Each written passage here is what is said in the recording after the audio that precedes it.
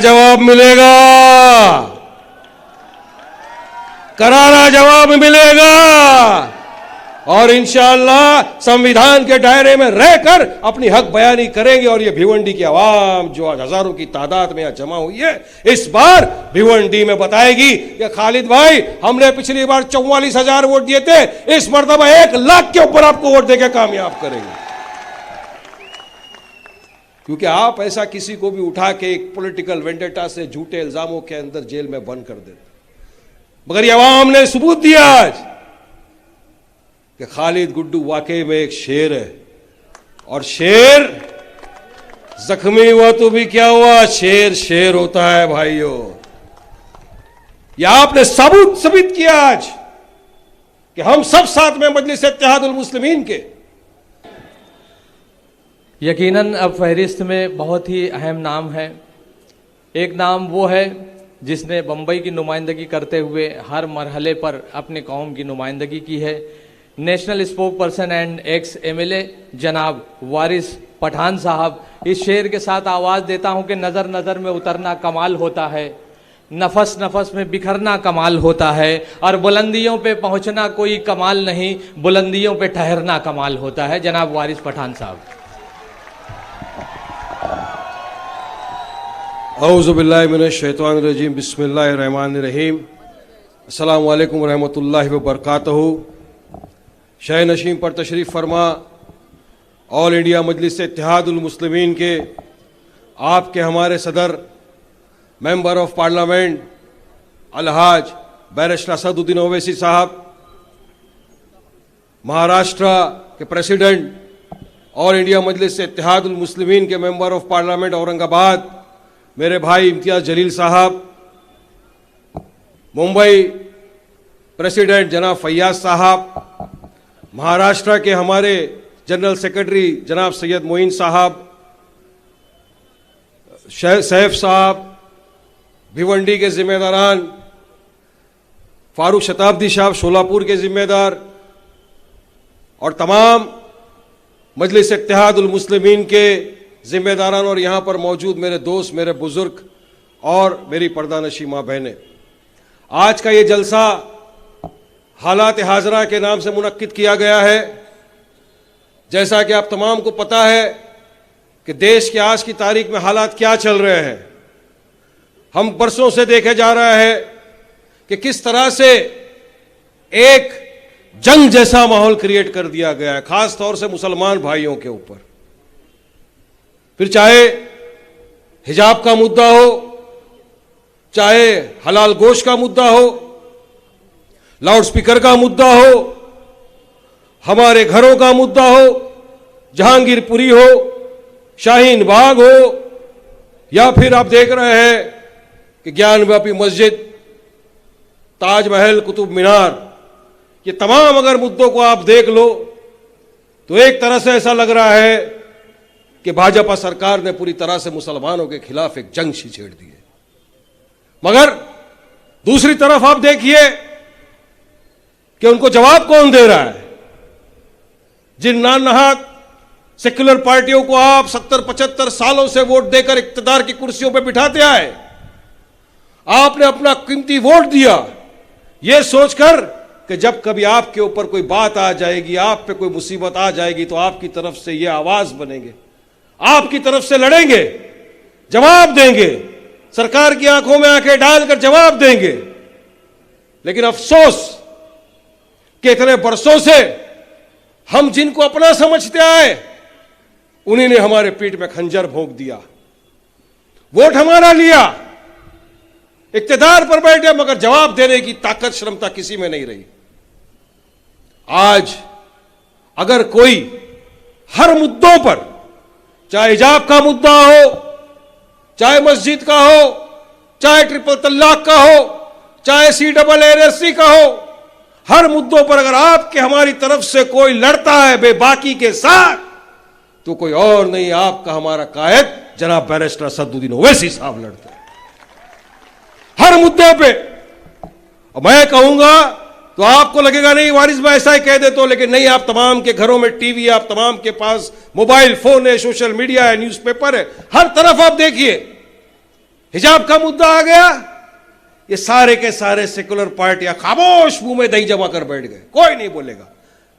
क्यों बोलेंगे भाई? ये डर है हमारा हिंदू वोट चला जाएगा, डर है इनको कि हमारा सेकुलरिज्म खतरे में आ जाएगा। अरे नहीं, सेकुलरिज्म प्लुरलिज्म की तो हम दुआई देते हैं ना, हम तो गंगा जमुना सरस्वती की तहजीब की बात करते हैं, क्योंकि हम संविधान को मानने वाले लोग हैं, हम डेमोक्रेटिक कंट्री में रहते हैं। और ये संविधान जो हमको डॉक्टर बाबा साहेब अंबेडकर ने दिया है, उसी संविधान ने हमको अधिकार दिया है फ्रीडम ऑफ एक्सप्रेशन का, फ्रीडम ऑफ स्पीच का, और उस संविधान के दायरे में रहकर हम अपने हक की बात करते हैं लोगों के सामने। तो क्या आपने हमारा वोट सिर्फ इसीलिए लिया था कि आप कुर्सी में बैठ के मलाई मारेंगे, जेब भरेंगे, गर्म करेंगे अपने आप की? क्यों नहीं आवाज उठाते? मगर भूल जाओ दोस्तों, बुजुर्गों, साथियों, हमको उम्मीद भी नहीं है इनसे, क्योंकि हमको यकीन है कि अगर आपकी हमारी कोई आवाज उठाएगा तो मेरा कायद उठाएगा इंशाअल्लाह ताला। आप तमाम ने देखा पिछले दिनों में जब जहांगीरपुरी में रमजान मुबारक के पाक मुकद्दस महीने में किस तरह से पूरी तरह से वहां पर बुलडोजर लेके सरकार घुस गई, बिना नोटिस दिए, बिना इत्तला किए। रमजान में रोजदार थे हमारी मां बहनें, हमारे भाई, हमारे बुजुर्ग, हमारे बच्चे, उनके घरों को बुलडोजर से उखाड़ दिया गया। अरे मैं पूछना चाहता हूं सरकार से, एक घर बसाने के लिए तो इंसान की जिंदगी चले जाती है, मगर तुम्हें तोड़ने के लिए 5 मिनट लगता है। क्या तुम्हारे दिल में, सीने में दिल है? नहीं है, नहीं है, इनके सीनों में दिल नहीं है। वहां की सरकार जिसको लोगों ने चुना था वो भी खामोश बैठ गई। लेकिन रमजान मुबारक के पाक मुकद्दस महीने में भी रोजा रखकर हैदराबाद से अगर कोई दिल्ली गया, दिल्ली पहुंचकर वहां नमाज अदा की, रोजा खोला, जहांगीरपुरी कोई गया और आपकी हमारी तरफ से लड़ा सरकार से, तो कोई और नहीं, आपका हमारा लीडर बैरिस्टर असदुद्दीन ओवैसी साहब था। तो हर शोबे पे, हर मुद्दों पे हमारी तरफ से बेबाक आवाज उठाए तो उसको आप बोल दोगे बी टीम है, क्योंकि आपके लिए सबसे आसान काम है। अरे आप हमको ए से लेके जेड टीम बना दो, लेकिन जहां जहां हक की बात करनी होगी हम आपके लिए हक की लड़ाई लड़ेंगे इंशाअल्लाह ताला, पीछे हटने वालों में से नहीं है।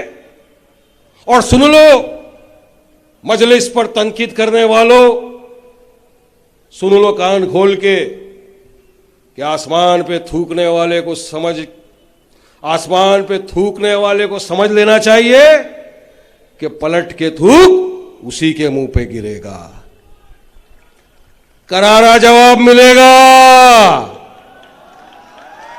करारा जवाब मिलेगा। और इंशाअल्लाह संविधान के दायरे में रहकर अपनी हक बयानी करेंगे। और ये भिवंडी की आवाम जो आज हजारों की तादाद में यहां जमा हुई है, इस बार भिवंडी में बताएगी कि खालिद भाई, हमने पिछली बार 44,000 वोट दिए थे, इस मर्तबा 1 लाख के ऊपर आपको वोट देकर कामयाब करेंगे। क्योंकि आप ऐसा किसी को भी उठा के एक पॉलिटिकल वेंडेटा से झूठे इल्जामों के अंदर जेल में बंद कर देते, मगर ये अवाम ने सबूत दिया आज कि खालिद गुड्डू वाकई में एक शेर है। और शेर जख्मी हुआ तो भी क्या हुआ, शेर शेर होता है भाइयों।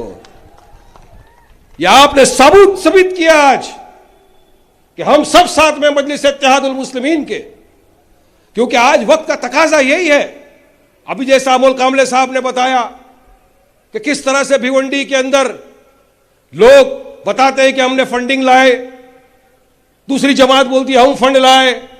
अरे ये झूठे और मक्कारों की पार्टियां हैं, याद रखना। इसी तरह आए थे ये 2019 के चुनाव में, आपके हमारे पास आए, हमको वोट दो, हम मुकाबला करेंगे बीजेपी से, हम मुकाबला करेंगे शिवसेना से। राष्ट्रवादी ने कहा मुकाबला करेंगे कांग्रेस के साथ, मगर चुनाव खत्म हुआ, वोट लिया, सेकुलरिज्म की दुहाई देकर आपका कीमती वोट अपनी झोली में डाला, मगर सत्ता की लालच में, कुर्सी की लालच में जाकर बैठ गए शिवसेना की गोद में। वो शिवसेना जिसने जिंदगी भर हमको गाली देकर अपनी सत्ता हासिल रखी। ये वो शिवसेना है जिसके मुख्यमंत्री ने फ्लोर ऑफ द असेंबली में खड़े होकर कहा था कि हमने बाबरी मस्जिद को गिराया, हमको फख्र है। ये वो शिवसेना है। और उस शिवसेना के साथ जाकर कौन बैठा है? आपके अपने यहां से जो जीत के गए वो उनकी गोद में जाकर बैठे हुए हैं। अजान हो रही है भाई, 5 मिनट।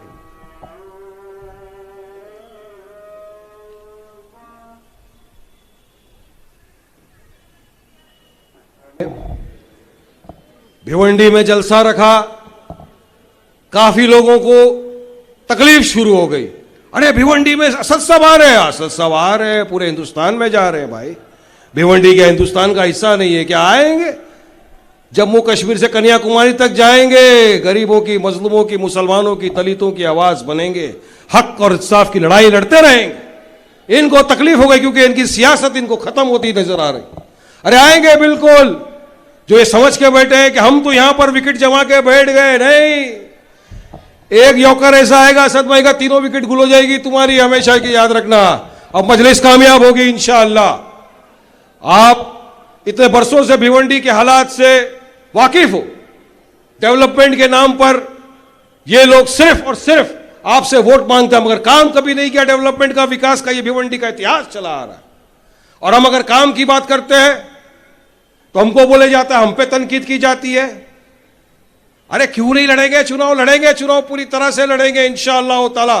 भिवंडी में चुनाव लड़ेंगे, पूरे महाराष्ट्र में लड़ेंगे, पूरे हिंदुस्तान के अंदर चुनाव लड़ेंगे इंशाअल्लाह, और लड़ेंगे भी और जीतेंगे भी इंशाअल्लाह। हमको उम्मीद है इस बात की। मैं ज्यादा कुछ नहीं कहते हुए बस आप तमाम से अदबन गुजारिश करता हूं कि आप तमाम मजलिस इत्तेहादुल मुस्लिमीन के साथ रहें, इत्तेहाद पैदा करें, मुत्तहिद हो जाए। देखिए मुत्तहिद होना बहुत जरूरी है। हम मुत्तहिद हो गए तो इंशाअल्लाह ताला हमको कोई हटा नहीं सकता, कोई हिला नहीं सकता, कोई गिरा नहीं सकता। अगर हमने हमारी सफों के बीच में दरारें पैदा कर दी तो कल कोई भी घुस जाएगा बीच में। आज तक हमारे पास कोई विकल्प नहीं था, कोई ऑप्शन नहीं था। हम कहां जाते, किसके पास जाते, लेकिन आज आपके हमारे सबके पास एक विकल्प है, एक सदर है हमारा, जिसका नाम है बैरिस्टर असदुद्दीन ओवैसी, और उस पार्टी का नाम है मजलिस इत्तेहादुल मुस्लिमीन। हमको एक प्लेटफॉर्म तले आना है, एक होकर असद साहब के कांधे से कांधा मिलाकर काम करना है। अगर क्योंकि एक आदमी हमारी आपकी आवाज बनता है, हमारे आपके हक की लड़ाई लड़ता है, तो आपका हमारा भी एक फराइज बनता है कि हम उसका साथ दें। तो मुझे यकीन है कि भिवंडी की आवाम पूरी तरह से हमारा साथ देगी। मैं शुक्रिया अदा करना चाहूंगा आज खालिद गुड्डू साहब के भाई का, शेरू का, अमोल कामले साहब का, और तमाम भिवंडी की आवाम का, तमाम भिवंडी के जिम्मेदारों का, जिन्होंने आज यहां पर आके मेहनत की इतने 3-4 दिनों से, और इस जलसे को कामयाब करने के लिए मदद की और जलसे को कामयाब की दौर पर ले गए। शुक्रिया। अस्सलाम वालेकुम। बहुत बहुत